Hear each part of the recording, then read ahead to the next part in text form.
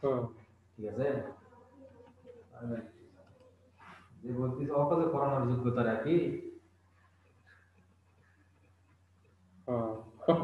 ঠিক আছে? হুম। আমার এটা ভেবে প্রত্যেকটি লাইনে লাইনে ব্যাখ্যা করার দরকার স্যার আছে। আসসালামু আলাইকুম। ওয়ালাইকুম আসসালাম। স্যার ভালো আছেন? আলহামদুলিল্লাহ, আপনারা? ভালো আছি স্যার।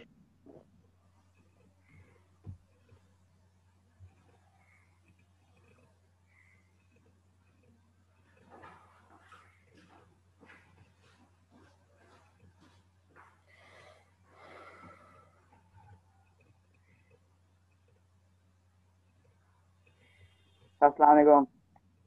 ওয়ালাইকুম আসসালাম।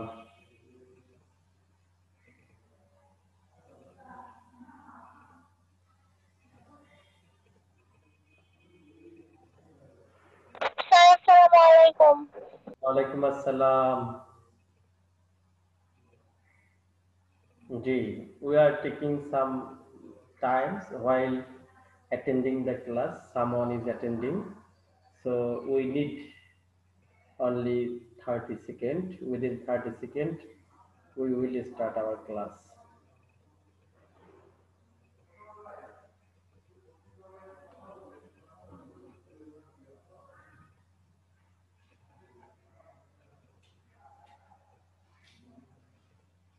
শুরু হয়েছে? হ্যাঁ, কেমন আছেন? ভালো আছো? হ্যাঁ, এই তো। অনেকদিন পর। ক্লাস নেবেন না? হ্যাঁ। ও। এই রফিক স্যার। একটু ভালো করে দেন। এই যে, হ্যাঁ? Ji, everybody, how are you? I think you are well by the mercy of Allah subhanahu wa ta'ala. Am I right? Yes, sir. Yes. So now we would like to go back our last classes. I would like to revise it and take feedback to you. We have already taught how to transform complex to simple, and the last class I have taught you how we can transform complex to compound.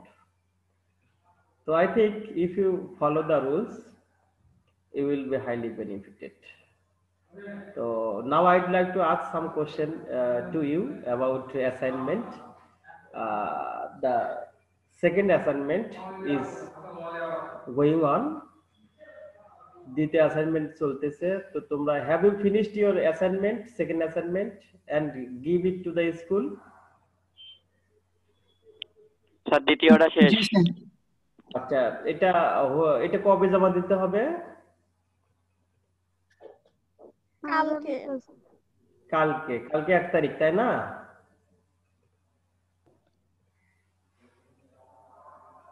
G sir. আচ্ছা, কালকে জমা দেবেন আপনারা। তো খুব ভালো করে লিখেছেন তো, না?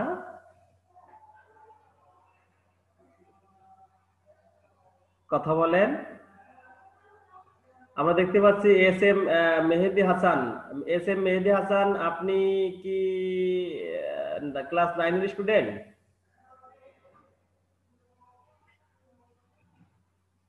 S M Mehedi Hasan.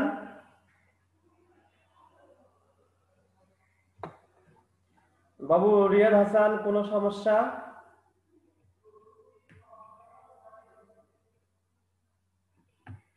কথা বলেন।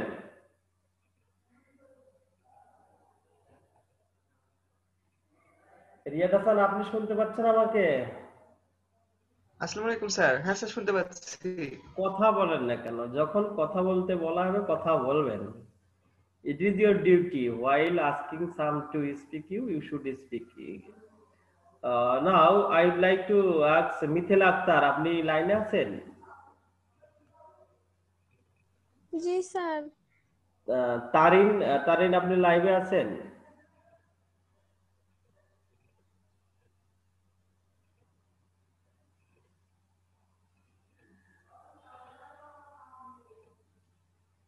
সাবিহা তাসনিম?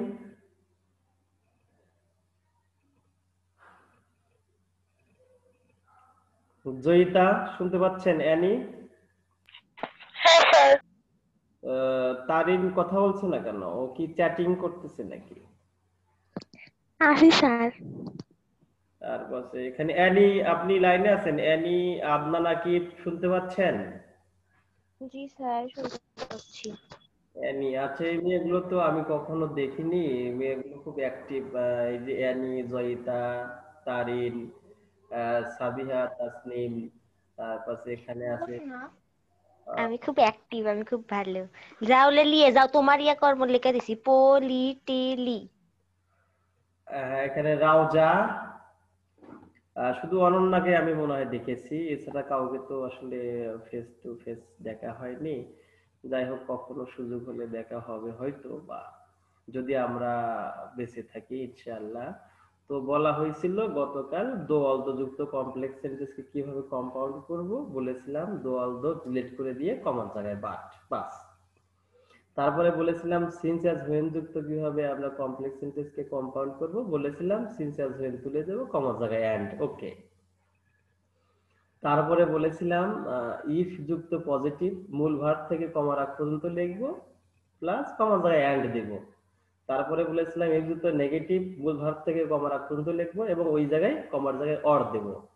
তারপরে বলেছিলাম সো দ্যাট যুক্ত কমপ্লেক্স সেন্টেন্সকে যদি আমরা কম্পাউন্ড করতে চাই তাহলে আমাদের একটা স্ট্রাকচার আছে। এখানে সাবজেক্ট প্লাস ওয়ান্ট টু অথবা ওয়ান্টেড টু প্লাস ক্যান কুডের পরের অংশ প্লাস এন্ড সো প্লাস প্রথম ক্লোজ। প্রথম ক্লোজ বলতে সো দ্যাট এর আগ পর্যন্ত বোঝাবে। আচ্ছা, তারপরে যে বিষয়টা বলা হয়েছে সো ডট ডট দ্যাট যুক্ত কমপ্লেক্স সেন্টেন্সকে যদি আমরা কম্পাউন্ড করতে চাই তাহলে আমাদের সোর জায়গায় লিখতে হবে ভেরি এবং হচ্ছে দ্যাট এর জায়গায় এন্ড, আর সব ঠিক থাকবে। এই এই পর্যন্ত মনে হয় কথা বলা হয়েছিল আপনাদের সাথে, তাই না?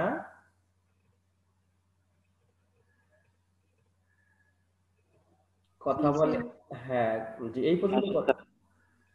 তো এই বিষয়গুলো নিয়ে আপনাদের কোনো জি স্যার, প্রশ্ন? কিন্তু একটা বাদ আছে, দ্যাট। জি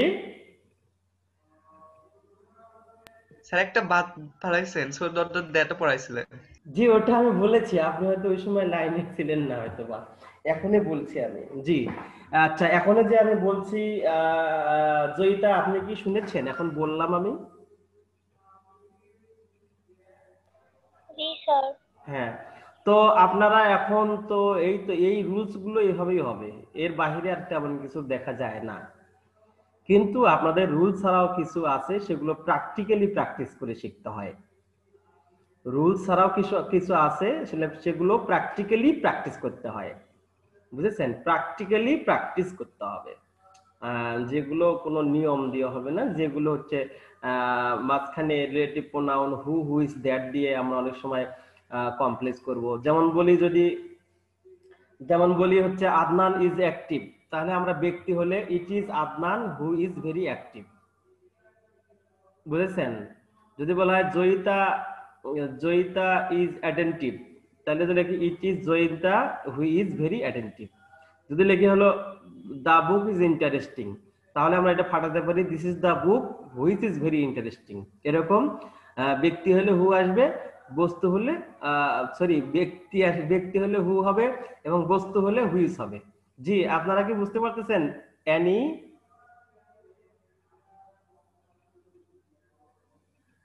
কথা বলেন। জি, রিয়াদ হাসান, আপনি আপনি কি কোনো কোশ্চেন করবেন আমাকে, রিয়াদ বাবু? না স্যার, এখন করার মতো নাই। আচ্ছা, জি, তারপরে যদি আমি বলি অনন্যা, আপনার কোনো প্রশ্ন আছে? নেই স্যার। প্রশ্ন নাই? না স্যার। আচ্ছা, তারপরে হচ্ছে হলো আমরা দেখতে পাচ্ছি সাদিয়া ইসলাম, আপনার কোনো প্রশ্ন আছে? না স্যার। তারিন আক্তার, আপনার কোনো প্রশ্ন আছে? বা কারো কোনো প্রশ্ন থাকলে আমাকে বলতে পারেন, বাইজিৎ সহ যারা আছেন।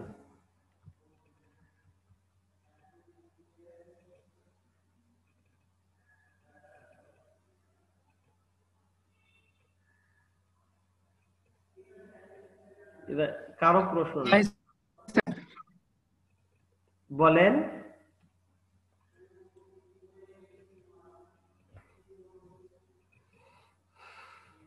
প্রশ্ন নাই আপনাদের?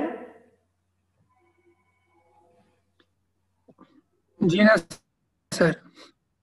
আচ্ছা, তাহলে আমরা যদি এগুলো আমরা এখন বাকিটুকু প্র্যাকটিস করতে হবে, বাকিটুকু প্র্যাকটিসে হয়ে যাবে। তো আমাদের এখানে তো ক্যামেরা খুব ভালো, তো ক্যামেরায় ভালো কাজ হয় না, ওই জন্য প্র্যাকটিস গুলো সম্ভব না। তো আপনারা যেটুকু আমি তোমাদের পড়াই দিয়েছি এইটুকু তোমরা বাসায় একটু নার্সিং করবা, তাহলে তোমরা অনেকটা উপকৃত হবা। যদি আল্লাহ চাহে তো সামনে যদি স্কুল খুলে দেয় আর যদি ক্লাস পাওয়া যায়, তাহলে হয়তো আমাদের এই সমস্যাগুলো ওভারকাম করা যাবে। তো সেটা থাক। তো এখন আমি যদি নতুন কোনো টপিকস নিয়ে কথা বলতে চাই, ক্লাসটা সামনের সপ্তাহ রানিং হবে কিনা জানি না। যদি রানিং হয় তাহলে আমরা আরো গ্রামাটিক্যাল টপিকস নিয়ে যদি আলোচনা করতে চাই, তাহলে তোমরা কোন টপিকসটা জানতে চাবে আমাকে যদি একটু বলেন। কোন টপিকটা আপনাদের একটু ডিসকাস করা দরকার বলে মনে করেন, যদি বলতেন তাহলে সুবিধা হতো। বলেন, আমি সেটা নিয়ে একটু আপনাদের ধারণা দিতে চাই। Sir narration. আচ্ছা, ন্যারেশন। হ্যাঁ, ন্যারেশন তো আসলে একটা বড় বিষয়, যেগুলো অনেক প্র্যাকটিক্যাল বিষয় আছে। তো আপনি কি আমার ওই ইউটিউবে ন্যারেশনের ক্লাসটা দেখেছেন? জি না স্যার, পাইনি। আচ্ছা, ওই ন্যারেশন ক্লাসটা বর্তমানে সুপার হিটে হয়ে আছে এখানে।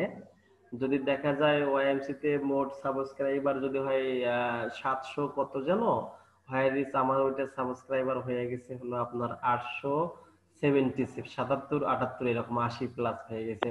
ওই ন্যারেশনটা বাইজিদ সাহেব আমি খুব সুন্দর করে উপস্থাপন করেছি, এবং ওটা দেখলে মনে হয় ন্যারেশনটা অনেকটাই সহজ হয়ে যাবে আপনার বোঝার ক্ষেত্রে।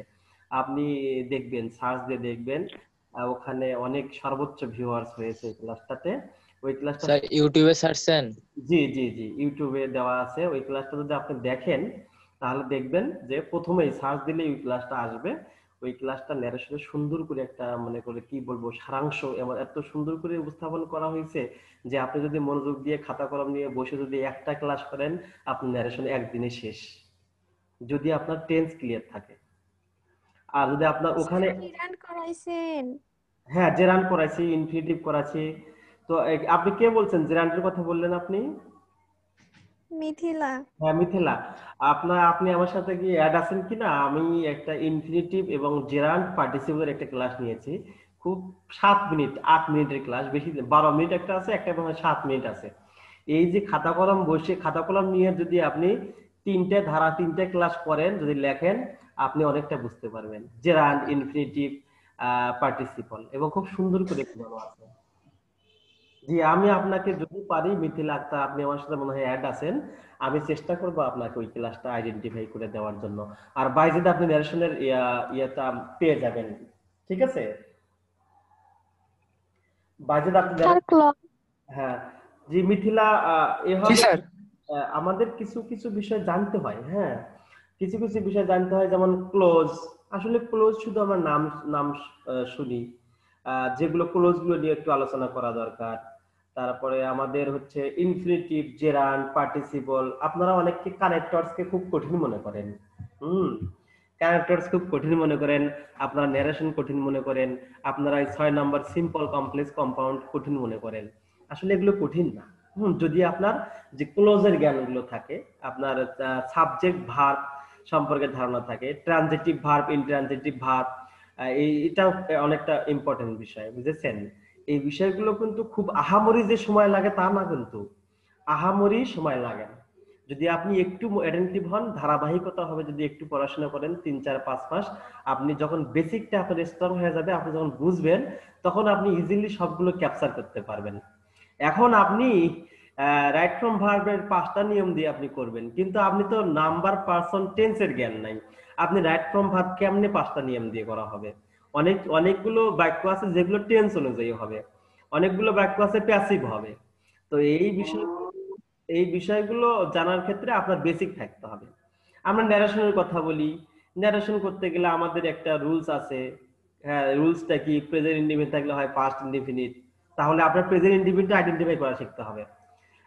পাস্ট ইনডিফিনিট থাকলে হয় পাস্ট কন্টিনিউয়াস, ফিউচার ইনডিফিনিট থাকলে ফিউচার ফিউচার থাকে না।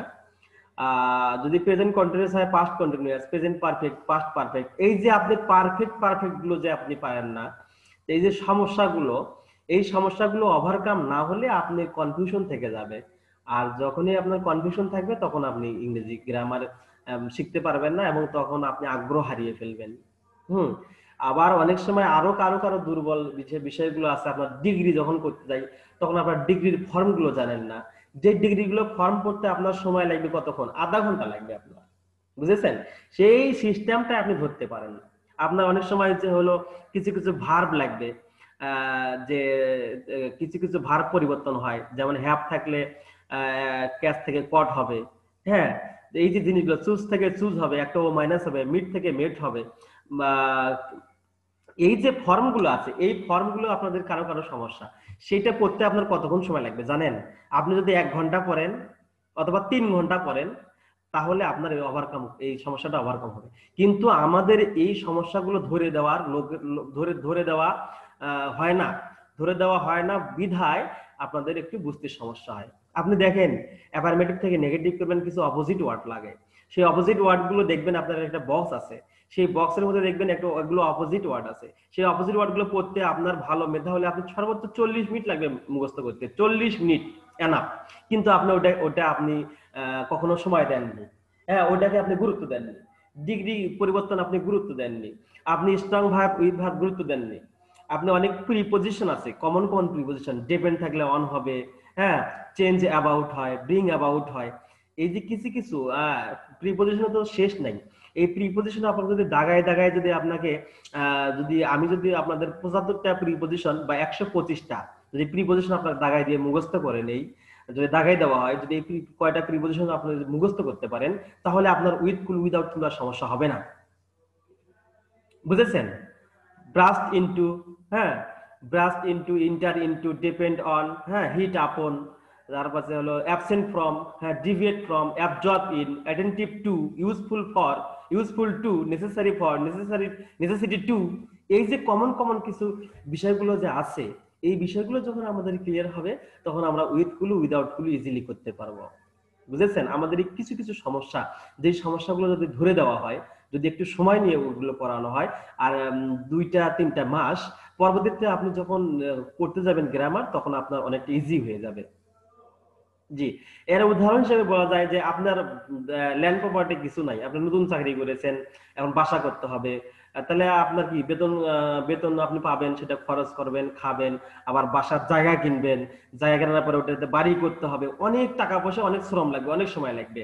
আর যদি আপনার বাবার সম্পত্তি পান, আপনারা যদি বাবার কি পান, সম্পত্তি পান বা তৈরিকৃত ফ্ল্যাট পান, তখন কিন্তু আপনার অত পরিশ্রম করা লাগবে না। আর সেই রকম বিষয়গুলো যখন আপনার এই যে সম্পত্তিগুলো থাকবে, number, person, tense, strong verb, week verb এবং ডিগ্রি সেন্স এবং কিছু অপোজিট ওয়ার্ড এবং কিছু সাম ইম্পর্টেন্ট প্রিপজিশন, যখন আপনি এই কয়টা যখন পৈতৃক সম্পত্তি আপনি পেয়ে যাবেন, তখন কিন্তু পরবর্তীতে আপনার এই যে infinitive, gerund, participle close, down to নার, ইন্টেন্সিফায়ার, কোয়ান্টিফায়ার, মডিফায়ার, নাউনের পজিটিভ, নাউনের অ্যাডজেক্টিভ, হ্যাঁ, এই জিনিসগুলো আপনি ইজিলি শিখতে পারবেন। কারণ আপনার তো আর জায়গা কেনার টেনশন নাই, আপনার তো আর বাড়ি করার টেনশন নাই। আপনার কি এখন শুধু একটা ভালো কিছু ফার্নিচার করা, আরামদায়ক কিছু সুইমিং পুল তৈরি করা, বাচ্চা কাচ্চাকে হাইলি এডুকেটেড করা, এই বিষয়গুলো আপনার মাথায় কাজ করবে। আর যখন আপনার এদিকে পিছু টান থাকবে, তখন কিন্তু আপনি সহজভাবে জীবনটা লিড করতে পারবেন না। আপনার অনেক টেনশন কাজ করবে যে আমি পারি না। অনেক সময় আপনি কি হতাশ হয়ে পড়বেন যে আমার দ্বারা সম্ভব নয়, এই বগুড়া শহরে জায়গা কিনবো, আবার ফ্ল্যাট করবো, বাচ্চা কাচ্চা মানুষ করা, তখন আপনি কি মানসিক ভারসাম্য হারিয়ে ফেলবেন, মানসিকভাবে আপনি অনেক কি আপসেট হবেন। আর যখন আপনার এগুলো জানা থাকবে, এই সহায় সম্পত্তিটুকু থাকবে, তখন আপনার পরবর্তীতে অতটা কি হবে না, তখন আপনার একটা কনফিডেন্স থাকবে, ব্যাপক কনফিডেন্স থাকবে। তখন আপনি ওই কনফিডেন্সের কারণে আপনি বাকি পথটুকু যে সমস্যা, প্রবলেম অ্যারাইজ হবে, সেগুলো আপনি ইজিলি সলভ করতে পারবেন। স্যার, ক্লাস 10 এ সব টপিক ভালোভাবে শেষ করা যাবে? যদি ইনশাআল্লাহ যদি ক্লাস শুরু হয় জানুয়ারি থেকে বা ফেব্রুয়ারি থেকে শুরু হয়, তাহলে সম্ভব। তো যদি আপনার এই জ্ঞানগুলো থাকে না, ওই যে হ্যাঁ দেখেন আপনার এই যে বর্তমান যে কম্পিটিটিভ ওয়ার্ল্ডে আছেন, আপনার যে মনে করেন যে বুয়েট, সরি নটরডেম বলেন, ভালো ভালো কলেজগুলোতে আপনার চান্স পেতে গেলে আপনার মার্কটা অনেক থাকতে হবে। 90+ মার্ক না থাকলে সমস্যা। যে অনেক বাচ্চা ভালো ভালো যে যারা ভাব নিছিল জীবনে, তারা কিন্তু ভালো কলেজে যেতে পারে নাই। গত ব্যাচে অনেক ছেলে পেলেই ভাব নিছিল, কিন্তু তারা ভালো করতে পারে নাই। দেখা যায় যে যারা ভাব নেয়নি, যারা অ্যাক্টিভ ছিল, তারা কিন্তু ভালো আজ থেকে আজিজুলে পড়তেছে। আপনি একটা প্রাইভেট কলেজে পড়বেন, অত ভালো টিচার পাবেন না, অত মনে করেন যে আপনি টাকা খরচ করতে হবে অনেক, অত ভালো মেধাবী ছাত্র পাবেন না। আর যখন আপনি বেশি নাম্বার তুলবেন, যখন আজিজুলে চান্স পাবেন, আজিজুলে ভালো ভালো সব বিসিএস ক্যাডার দ্বারা ক্লাস নেওয়া হয়, ওভারঅল ওখানে ভালো ভালো বন্ধু থাকবে, ওখানে কম্পিটিশন থাকবে, ওখানে টাকা পয়সা আপনার লাগবে না, ওখানে আপনার হচ্ছে টিউশন ফি একদম নেই নেই বললেই চলে। সেই যে টিউশন ফি আপনি অন্যান্য প্রতিষ্ঠানে দিবেন, সেই টিউশন ফি দিয়ে আপনি প্রাইভেটের আপনার ইয়েটা খরচটা উঠে আসবে, আপনাকে প্রতিষ্ঠানের টাকা দিতে হবে না, বিজ্ঞানের সাবজেক্টগুলো আপনি ওভারকাম করতে পারবেন। তো এই বিষয়টা করতে গেলে কি হবে, আপনাকে এখন থেকে একটু সিরিয়াসলি ভালো করতে হবে যে কতভাবে আমাকে 90+ মার্ক তোলা যায়। আর মার্ক দেওয়ার জন্য স্যারেরা বসে থাকে, রেডি থাকে, শুধু সিস্টেমেটিক ভাবে লিখলেই, একটু জানলেই কিন্তু বেশি মার্ক তোলা যায়। তো সেই বিষয়গুলো আমরা যদি এখন থেকে আমরা সিনসিয়ার না হই, আন্তরিক না হই, আমরা যদি সময়টাকে বেস্ট ইউজ না করি, তাহলে আমাদেরকে we have to suffer a lot. কারণ বর্তমান যুগটা একটা বিশাল কম্পিটিশনের যুগ, হ্যাঁ, ব্যাপক কম্পিটিশনের যুগ। জি, আগে ঢাকা ভার্সিটিতে একটা সিটের পরিবর্তে কম্পিটিশন করতো 35 জন, আর হোয়ার ইজ এখন 3500 ইয়ে করে, কম্পিটিশন করে। তো এই বিষয়গুলো, এই কম্পিটিশনের যুগে আপনি এসপি হবেন, আপনি ডিসি হবেন, আপনি ডাক্তার হবেন, আপনি ইঞ্জিনিয়ার হবেন, তাহলে আপনাকে অবশ্যই জ্ঞান অর্জন করতে হবে, আপনাকে কিছু না কিছু জানতে হবে, আদারওয়াইজ আপনি ভালো জায়গায় যেতে পারবেন না। সেক্ষেত্রে আমাদের প্রতিটা বিষয়ে আমরা গুরুত্ব দিতে হবে। আর একটা কথা বলি, আপনি ফিজিক্স একটা জিনিস নিজেকে বিবেকের সাথে প্রশ্ন করবেন যে আমি ফিজিক্স 75 মার্কে কতটুকু সময় ব্যয় করি, আর ইংরেজি 200 মার্কে আমি কতটুকু সময় ব্যয় করি, আমি কেমিস্ট্রি 75 মার্কে আমি কত সময় ব্যয় করি, এবং ইংরেজি 200 মার্কে আমি কত সময় ব্যয় করি। অথচ অথচ আপনার দেখা যাবে রিসার্চ করলে আপনি ফিজিক্স নিয়ে যতটা পাগল, আপনি ইংরেজি নিয়ে ততটা পাগল না। হ্যাঁ, এই ফিজিক্স করতে হবে, আপনার তো ইংরেজি 200 মার্ক ক্যারি করবে, আর ফিজিক্স 75 মার্ক ক্যারি করবে, 25 মার্ক, ওটা তো আপনার হচ্ছে প্র্যাকটিক্যাল, ওটা তো কোনো ছাড়ের হাত না, ওটা তো একদম ইউজুয়ালি ওটা হচ্ছে বাইরে প্র্যাকটিক্যাল হবে, ওখান থেকে আপনি নাম্বার পাবেন। ইউজুয়ালি আপনাকে দেখা যায় যে 22, 23, 24, 25 দেয়, 20-এর নিচে দেয় না, আপনি কি একটু পারলেই আপনাকে 22, 23 দিয়ে দেয়। আর 75 মার্ক শুধু পড়তে হয়, লিখিত আকারে হয়। তো সেই বিষয়গুলো নিয়ে আমি যে কেন বলছি কথাগুলো অনেক ছেলে পেলে ইংরেজিটাকে অ্যাভয়েড করে যায়, পারি বা এটা তো, কিন্তু না, একটু সময় যদি ইংরেজিটা যদি দেওয়া হয় ফিজিক্সের মতো, তাহলে তোমরা এখান থেকে ভালো করতে পারো, তোমরা ডাক্তার হবে, ইঞ্জিনিয়ার হবে। হ্যাঁ, তোমাদের বইগুলো কিন্তু ইংরেজিতে লেখা থাকবে। আপনি ব্যাংকের পরীক্ষা দিবেন, চাকরির পরীক্ষা, আপনার ফিজিক্স থেকে কেমিস্ট্রি থেকে একটি প্রশ্ন থাকবে না, ফিজিক্স কেমিস্ট্রি থেকে একটি প্রশ্ন থাকবে না। আপনি বিসিএস পরীক্ষা দিবেন, আপনি প্রিলি দিবেন, আপনার হলো ইংরেজি হচ্ছে 40, math 40, Bangla 40, computer 15, evaluation and নৈতিক মূল্যবোধ 15, কিন্তু আপনার এখানে বিজ্ঞান থেকে, কেমিস্ট্রি থেকে 1 মার্কও নাই, ফিজিক্স থেকে 1 মার্কও নাই, বিসিএস প্রিলি যেটা কথা বলছি। তাহলে বিজ্ঞান থেকে প্রশ্ন আসবে, সেটা সাধারণ বিজ্ঞান, যেমন কোন ভিটামিনের অভাবে রাতকানা রোগ হয়, সূর্যের তাপে আমরা কোন ভিটামিন পাই, নারিকেলে কি পাওয়া যায়, পটাশিয়াম। এই যে কমন যে বিজ্ঞানগুলো, যেই বিজ্ঞানগুলো আর্টসের বাচ্চারা পড়ে, সায়েন্সের বাচ্চারা পড়ে, কমার্সের বাচ্চারা পড়ে। কিন্তু আমি এই কথাগুলো বলার উদ্দেশ্য হলো যে তোমরা একটু ইংরেজিতেও গুরুত্ব দাও, বাসায় একটু পড়াশোনা করো।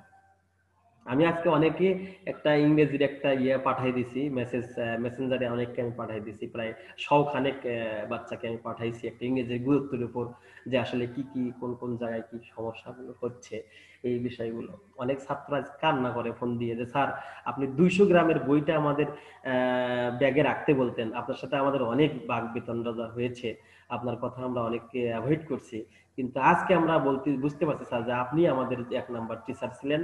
এটা একদম কেরামান কাতিবিন আছে, একদম সাক্ষী থেকে কথা বলছি।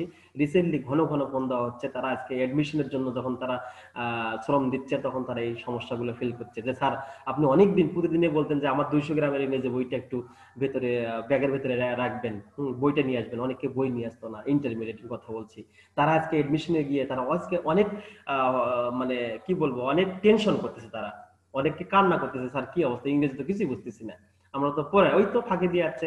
আজকে এডমিশনের জন্য তারা যখন চেষ্টা করতেছে, অটো পাস করে যারা এখন এডমিশন দিবে, কিন্তু তারা ইংরেজির জন্য এখন কান্নাকাটি হাহাকার অবস্থা করতেছে এই বিষয়গুলো। তো সেই ক্ষেত্রে তো তোমরা অনেকে হয়তো বিদেশে যাবা, কানাডা যাবা, তারপরে হচ্ছে অস্ট্রেলিয়া, বিভিন্ন দেশে তোমরা উচ্চ শিক্ষার জন্য তোমরা যারা যাবা, সেখানেও তো অবশ্যই ইংরেজিতে অনেক গুরুত্ব আছে। তো তোমরা এখন থেকে বাসায় নিয়মিত একটু প্র্যাকটিস করো। আর তোমরা এই যে ইংরেজিতে ভালো হওয়ার উপায় কি স্যার? বেশি ভোকাবুলারি জানার উপায় কি স্যার? ডিকশনারি মুখস্থ করব? না না না, ডিকশনারি মুখস্থ করে কখনো ইংরেজি শেখা যায় না। কিভাবে শিখবো স্যার? এই যে আপনার ওয়ানের ইংরেজি বইটা ছিল, আপনি ওয়ানের যে ইংরেজি বইয়ে যে গল্পগুলো ছিল, সেই গল্পগুলো যদি আপনি পড়তেন, আননোন ভোকাবুলারিটা যদি সেভ করতেন, আপনার টুতে যায় আপনি 10% ওভারকাম করতেন। 2 যদি ভালো করে পড়তেন, 3-তে আপনি ওভারকাম করতেন। 3-তে পড়লে 4, 4-এ পড়লে 5, 5 থেকে 6, 6 ইংরেজি বইটা পড়বেন, 7-এ ওই অনেক ওয়ার্ড আসবে, 7-এ পড়বেন 8-এ আসবে, 9-এ পড়বেন। এই যে 9, 10 যে আপনাদের ইংরেজি যে গ্রামার বইটা আছে, টেক্সট বইটা আছে, এই টেক্সট বইতে যে প্যাসেজগুলো আছে, এই প্যাসেজগুলো যে পড়তে গিয়ে যে আপনার আননোন ওয়ার্ডগুলো আছে, এই আননোন ওয়ার্ডগুলো যদি আপনি সেভ করতে পারেন, আপনার দ্বিতীয় আর কোনো অন্যভাবে ভোকাবুলারি পড়তে হবে না। আপনি যখন সাফিক্স প্রিফিক্স করেন, এই সাফিক্স প্রিফিক্স অর্থগুলো যদি আপনি জানেন, ওয়ার্ডগুলো যদি আপনি জানেন, আবার দ্বিতীয় ভাবে ডিকশনারিতে আপনাকে ভোকাবুলারি পড়তে হবে না। আপনি এইভাবে ভোকাবুলারি ইনক্রিজ করতে পারবেন। আর যদি মুখস্থ করে যদি আপনি ইংরেজি শিখতে চান, ইট ইজ কোয়াইট ইম্পসিবল, এটা সম্ভব না। মুখস্থ করে থাকবে না। আপনি প্র্যাকটিক্যালি যখন পড়ছেন, এটা মানে এটা, এটা মানে এটা, এটা মানে এটা, তখন আপনার অনেকটা এটা লং লাস্টিং হবে। আর এটা আপনার পরবর্তী ইন্টারে যায় আপনার আরো হেল্প হবে। ইন্টারের বইটা টেক্সট বইটার কথা বলছি। ইন্টারের টেক্সট বইটা যদি আপনারা ভালো করে পড়েন, আপনার এডমিশনে যায় ভোকাবুলারি অনেক কি হবে, অনেক আপনারা ভোকাবুলারি জানতে পারবেন। এই যে আমি কিছুদিন আগে আরেকটা প্রশ্ন দিয়েছিলাম, যে অ্যাডমিশনের একটা পরীক্ষা দিয়েছিলাম, অ্যাডমিশনের ইংরেজি একটা প্যাসেজ এসেছে, সেই প্যাসেজটা ইন্টারমিডিয়েটের বই থেকে একটা প্যাসেজ। তাহলে যেই বাচ্চাগুলো ওই ইন্টারমিডিয়েটের প্যাসেজটা ভালো করে পড়েছে, তো সে কি ওখানে ভালো করতে পারবে না? অ্যাডমিশনে অবশ্যই ভালো করবে। আর যে টেক্সটটি পড়ে নাই, সে তার কাছে আননোন হবে, সে তো পারবে না এই বিষয়গুলো।